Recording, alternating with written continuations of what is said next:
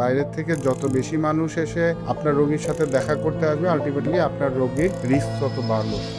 তো ম্যাক্সিমাম সময়ে critical unit থেকে রোগী ছুটি হওয়ার পরে পেশেন্টের ফ্যামিলিগুলা অনেক ভুল করে থাকে। আপনার দৃষ্টিকোণ থেকে যে কোন ভুলগুলা পেশেন্টের ফ্যামিলি বেশি করে থাকে?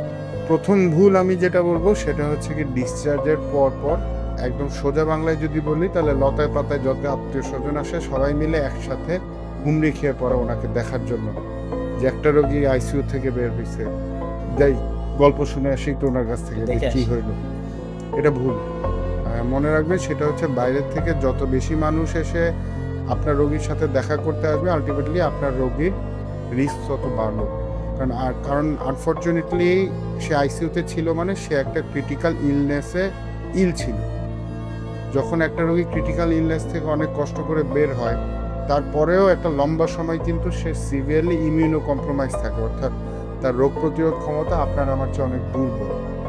তো তাকে এত লোক দেখতে আসাটা কখনোই ঠিক না, এবং যারাই দেখতে আসবে তাদের নির্দিষ্ট কিছু প্রিকশন মেনটেন করতে হয়, যেটা আমাদের দেশে বেশিরভাগই করে না।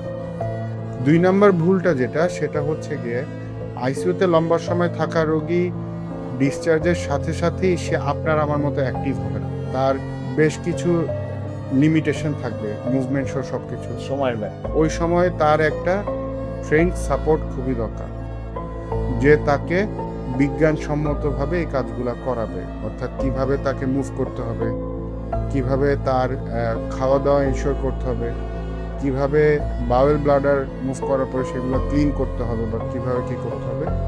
অর্থাৎ বাসায়ও আমার কাছে মনে হয় যে বেশিরভাগ আইসিইউ ডিসচার্জ পেশেন্টের একটা ট্রেন্ড সাপোর্টিভ কেয়ার খুব বেশি জরুরি, যেটা আমাদের দেশে বেশিরভাগ রোগীর পরিবারই নেন না, যে কারণে যেটা হয় যে প্রায়ই রোগীগুলা যাওয়ার কিছুদিনের মধ্যে আবার ফেরত আসে নতুন আরেকটা রোগ নিয়ে, অথবা আগের রোগের পুনরাবৃত্তি।